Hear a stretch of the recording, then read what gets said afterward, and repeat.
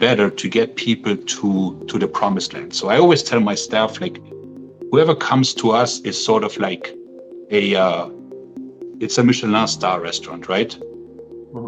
People, they spend time, they spend money, they have expectations for this hour, right? What they want to accomplish and how they want to feel. And it's kind of our job to deliver. Hello, everybody, and welcome back. It is your favorite time of the week. It's my favorite time of the week. It's time for Leaders Talk. And today, I, of course, your intrepid host, as always, Andrew Dupe, head of communications here at Leaders Brands. And with me is a very special guest of mine, Mr. Maik Wiedenbach. So I consider Mike a friend. We've been actually working together back and forth now for several months. I've been helping him write his book, and we'll definitely talk about that. But right now, let me introduce him to you. He is a two-time World Cup and Olympic level swimmer from Germany. Mike arrived in the United States on a swimming scholarship from Fordham University and graduated with a bachelor in history. Love that. In addition to an equivalent degree in German literature from Germany. So he obtained a full slate of certifications, and then Mike founded Maik Wiedenbach Personal Training, New York City, and successfully turned it into one of the most sought-after training and nutritional services in the greater New York area. And since then, he's established himself as a respected fitness, bodybuilder, nutrition expert, all within the industry. Mike's also the author of multiple books, which we're definitely going to be talking about today, and many articles on health and fitness, as well as being a featured consultant in several print and digital publications, most recently of which will be Leadership DNA, which will be coming out very soon, where you'll be able to see Mike's chapter in that anthology. Mike, welcome, my friend. It's good to see you again.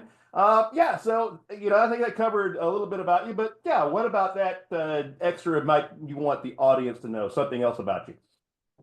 Well, thank you. I guess what you can see, thanks for the intro, basically the journey is the goal, right? Because I've been an athlete, I've been on Wall Street, I've been a coach, I've been a businessman, and I'm still not done, whatever that done is, right? So I think segue into the success DNA, what is success, also that changes as you hopefully mature in life. And so, what does that look like for you? I mean, I know your journey. I've kind of followed a lot of this, but kind of walk our audience through a little bit of some of the, maybe the pitfalls and pratfalls that you've had that put you in a position. How much time do you have? Okay. Oh, yeah. Exactly. I have the advantage if I've read your book. Right. So, yeah. Well, once my book comes out, you'll see, like, I've been the highest highs, the lowest low. Right? I've been to the Olympics. I've been locked up in the psych ward and everything in between. Made a lot of money, lost a lot of money. But the success DNA, right? The chapter I wrote there. So success in the beginning, when you start out, is kind of like pre-written for you. So you're an athlete, you're supposed to swim faster than this guy, and you go on Wall Street. You're supposed to, like, do certain things, get certain titles or whatever. And at some point, hopefully you realize that what you're chasing is actually what other people think you should be doing to be successful. And then, at least for me, the segue was when I was locked up in the psych ward by myself and I had, like, no money and no clients and no nothing going on, that I realized, well, I probably should do something differently to be truly successful. And from there on, the idea became to build a company that makes other people successful, not just me. And so that was sort of my journey in a very, very short version. And that's also something that I like. I like the idea that when you've run into adversity, and you run into a lot, I mean, I've run into a lot, we've had discussions about that, that you don't just get lost in it. There's a lot of opportunity that you have when you hit a wall, something bad, that you can basically just kind of give up and say, okay, I can't get past this. There's not anything else. And you kind of atrophy, but you didn't do that. You've had your moments, but then you've been able to pick yourself up and move on. So, how do you communicate that kind of internal fortitude, I guess you would say, to an audience and try to help them find maybe some of that in themselves? Well, a wise man once told me, good luck is created, bad luck is managed, right? So all the good luck on the planet doesn't help you without work ethic, and bad luck just happens to all of us, right? So I give you an example. COVID hits, we lose our gym, we lose our clientele, we lose everything, right?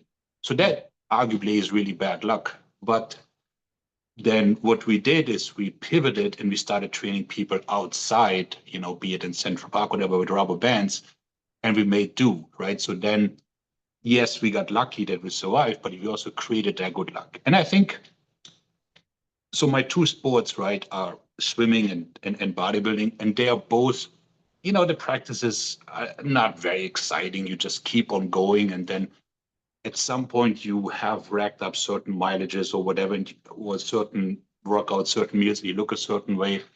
And that has always helped me in life that, success is just really about showing up, and like stuff happens all the time, good luck and bad luck, but it's like, what do you do with the information, right? So you can dwell on the bad luck and say like, oh, woe is me. And, in the beginning of COVID, I did that. I was mad at Trump, at Cuomo, at de Blasio, at the Chinese, like you name it, right?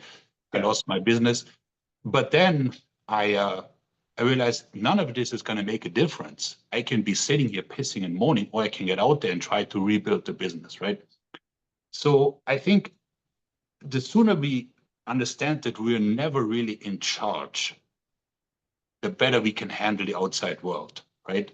Yeah. Because we're not really in charge. Like, what do we really control? Like maybe like our family to some extent, and then people that work with us or for us, and that's kind of where it ends, right?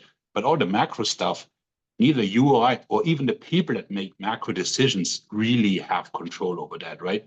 So if you understand that, and that's not giving up and playing dead, that's not what I mean, but it's just like, look, this is what I can control, this is what I'm going to do, and the rest we shall see.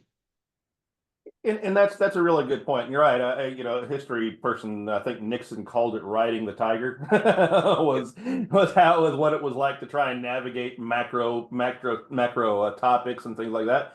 But I also heard something recently, and I think it applies to what you're talking about right now. I'll even say it. I stole it from Star Wars, ladies and gentlemen. Watch Andor, really good show. But there was a statement in that show that I thought really resonated with me, and one of the characters said that bad luck, bad problems will always find you. You don't have to look for them. They're going to happen to every single person that you live. But the other side of that is not necessarily inversely true. Good luck, being able to actually build something, finding joy, finding happiness, finding your ways out of that, that's something you have to look for. You have to seek happiness. You have to seek solutions to the problems, because if you just let things happen, you're just going to continue to have the bad luck. So, in a lot of ways, you're writing to help people be able to navigate that. So how do we find the good when the bad starts to happen? Well, I think if you were to define happiness, right, there's three things. There's mastery, purpose, and autonomy in no particular order, right? So before you worry about anything else, worry about mastery and whatever it is that you're good at, what you want to do. And from there on, you will find a lot of connections and good luck. And that should also give you purpose. I mean, you have managed those two, you're kind of almost there, right? And then autonomy will find you when you be able to step away, and it's all about seeing an opportunity and grabbing it. So I give you an example. So my very, very first client in this business as personal trainer, like 100 years ago, it was a really hot July afternoon out in the Hamptons, and everyone was going to the beach. And my girlfriend and I were on our way, and I said, you know what? Let me go to the gym and see if there's one guy who wants to train. And I found a client, right? Because I was the only guy there. So that was good luck that I created, and then I held on to it, right? So I think it's just being aware that the world is not against you. There's no conspiracy to hold you down. There's always opportunity, and it's just about being able to listen and then to take it, right? Yeah. How much does being a personal trainer help you be able to communicate that kind of stuff to either your clients or your readers for your upcoming chapter or potential book? It took a while, to be honest, because I wasn't very good in the beginning, because I came from professional sports, and I was like, well, this is what we do and you will like it. Yeah.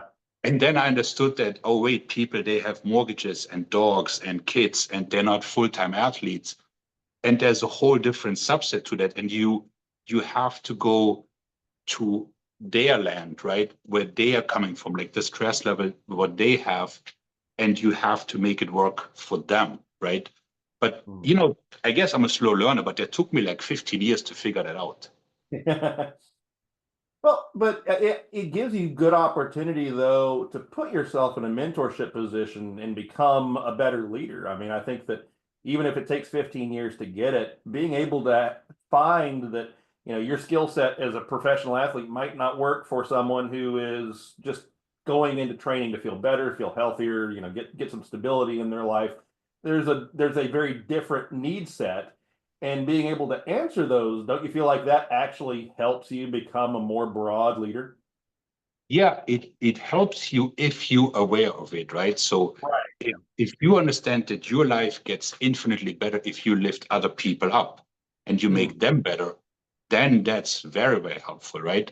But it's a fine balance, right? So you kind of like your guys like who's like a little bit slacking and needs like a gentle push, and then there might be a guy who's just so under the water from work that he just can't train hard today, right? Yeah. And then you just do a little pump workout, and that guy goes home happily ever after and comes back next week rejuvenated and wanting to do this versus burned out, right? But you're right. There's definitely a constant opportunity to learn, to become better, to get people to the promised land. So I always tell my staff, like, whoever comes to us is sort of like a it's a Michelin star restaurant, right? Mhm. People, they spend time, they spend money, they have expectations for this hour, right? What they want to accomplish and how they want to feel. And it's kind of our job to deliver. Right. You know? Yeah. So, how much of your past, I mean, learning these things, influenced you to start writing? Because not everybody writes. There's a thing: 99% of people that want to write a book don't do it, and 1% of people end up doing so. So, I mean, I've read your book. I've looked at your bio, your history. You've got a very, very rich life and a lot of actual information for it. But what was it that began to inspire you to actually write that down and take that step?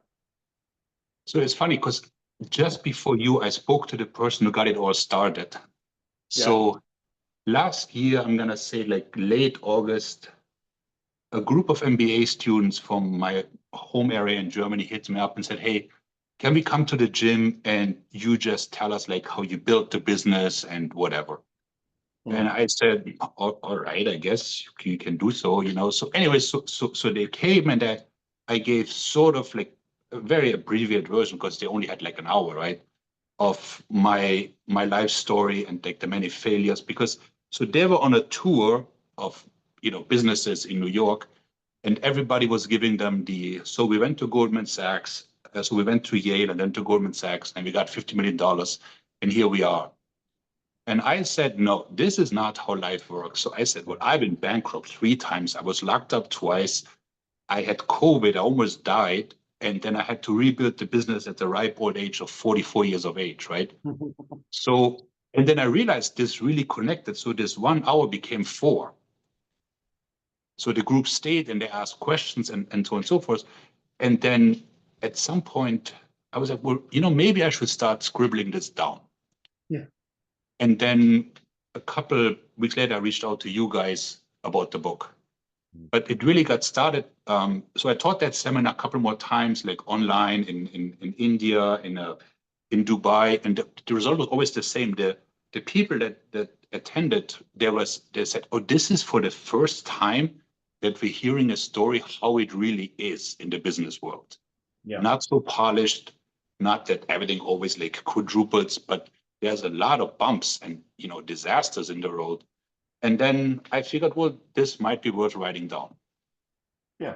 And that's a really good point. I mean, we sometimes get caught up in the stories of somebody that has like a very almost perfect business journey. I mean, maybe you start with a modest loan of $1 million, and oh my gosh, you invest in New York real estate and it's like printing money. I mean, not going to name anybody who might have done that, but some people get that handed to them and go through it. We hear a lot of those stories, but it's the stories I feel that are interesting are the ones that have some kind of adversity in it. Because if you look at adversity and you understand what it is that actually makes us have our lives collapse, have us have to rebuild things in our 40s, you can teach people the pitfalls to avoid, the ways to get through those things. So is that something that's been inspiring you a little bit?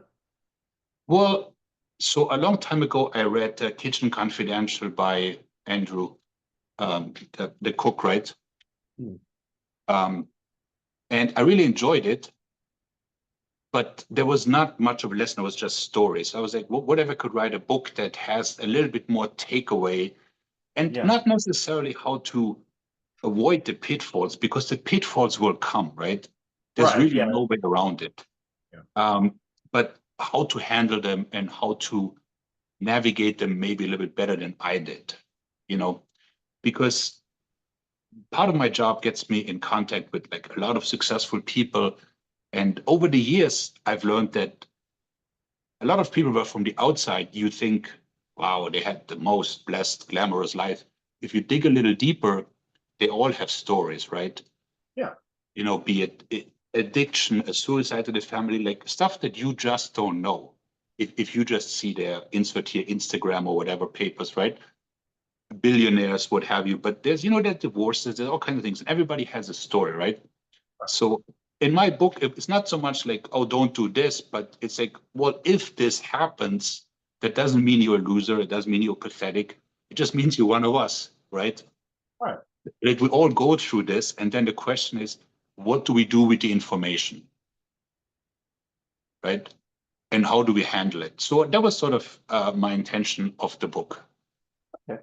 And that's a really good take as well, because you said something there that caught me. It's like, yeah, you can't avoid pitfalls. And I do actually hear a lot of authors that go into this and they say, oh, I want to tell everybody how they can miss the mistakes that I made. And I'm like, well, maybe it wasn't necessarily mistakes. Maybe it was just things that happened, unfortunately. It could have been bad decisions that you made. If you do that, then yeah, you can discuss that as bad decisions. It could have just been accidents like COVID. I mean, there was no way to avoid that. It was something that came and happened that no one really had a way out of. So I like the idea of navigating and actually being able to find your way through rather than saying, oh my gosh, I'm going to completely skip on this and make it all the way to the end, because I don't think anybody really can do that. But I feel that our world, especially over social media, everything is so sterilized. And that's Right. just not how it is, right? So then I feel when people are actually being confronted with like some sort of tough adversity, what are they going to do? Are just going to give up and run back home? Whereas because they might feel, oh, I'm the only person that happens to, and I'm so pathetic or whatever. But the truth is everybody gets dumped, everybody gets fired, everybody goes bankrupt at some point, everybody gets sick, people split, people get divorced, whatever, right? That happens to all of us. And that's what makes life, right? Life is the highest highs, the lowest lows, the terms, and everything in between. That's living, Like, otherwise, you might just, take a very mundane job and just go about your day. But what is the fun in that? Yeah, I know. I mean, and that's also something that we all fall into. And yeah, I've done that before. I mean, that's one of the reasons why I got into this business, is because my day-to-day job prior to this was about as exciting as watching grass grow. But that's the thing. We stigmatize adversity as a society. We stigmatize having issues of mental health, which we all have, every single one of us. I mean, we get colds, we also have mental health issues. We get depression, we do this. But we, for some reason, as a society, stigmatize that stuff. Like, you shouldn't have that happen. And I've run into so many business leaders over the course of my years that don't want to talk about the bad stuff, that don't want to admit that they made a mistake at one point, or they don't want to admit those things. And I think that holds us back as being able to actually overcome those things. Would you agree with that? Yeah, absolutely. So personally, I would not do business with somebody who has never failed, Yeah. because that guy's a one-hit wonder. What does he know about the real world, right? And the mental health stuff, it's in my book, but I'm bipolar, but I didn't figure this out until much later, which led to like a whole type sort of disasters on multiple occasions. But I mean, luckily I live in New York City where that is not so much of a stigma, but if I was still living back home, it would be a huge stigma, right? And Yeah. it makes zero sense. Imagine like somebody has cancer and you tell them, you know, those tumors, that's just in your head. They don't really exist. I know, yeah. Nobody in their right mind would ever say that. That's No, you're completely right. nuts, right? Whereas with like bipolar, it's like, well, that's not really a thing. Yeah, it is, you know. Mhm.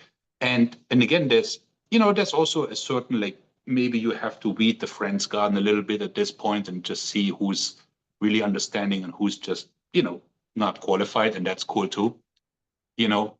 But the mental health aspect, I think it's mental health month anyways in June. That's huge because look at our suicide rate, look at our like alcoholism, drugs, insert here rate, right? There's a reason for that, Yeah. and a lot of that could be avoided with, proper treatment and people not being afraid to talk about it. I Yeah. mean, I always say like, look, I'm 6'2", 235% body fat. You want to make fun of me being bipolar? Have at it, right? I'm so much bigger than you. Like, good luck with that. I'm certainly not. Well, So, yeah. and that's why I feel like what you're doing, your writing isn't just writing in business. It's very important. I think that what your message had, and again, this comes from my personal experience examining it, and that's why I think you, ladies and gentlemen, should pick up this anthology chapter, and when the book comes out, go ahead and grab that too, because there's some really good stuff in there about how someone can be able to communicate with others their issues and be able to kind of be open with it. I think that would help a lot if more people were actually had that mindset approaching it. Yeah, I think so. I think vulnerability is not weakness, right? Right. Because you really have a choice. You can deal with it through, therapy, talking to people, exercise, sleep, or you cannot, but then it will kill you. It will bottle up and will lead to decisions that will cost you your life, right? So these are really your two choices, Yeah. you know? Yeah. And I completely agree with you. And I've seen it, and I've seen it very often, and we've done other books on it. And I think that it's something that's been very heavily overlooked in the business world, because you're right, vulnerability is not weakness. People can be vulnerable and can still be good business leaders. And I do feel that in business, we don't have enough of that mindset, especially in the United States, because there is an idea in the United States that if you're in business, you've got to be a hard ass.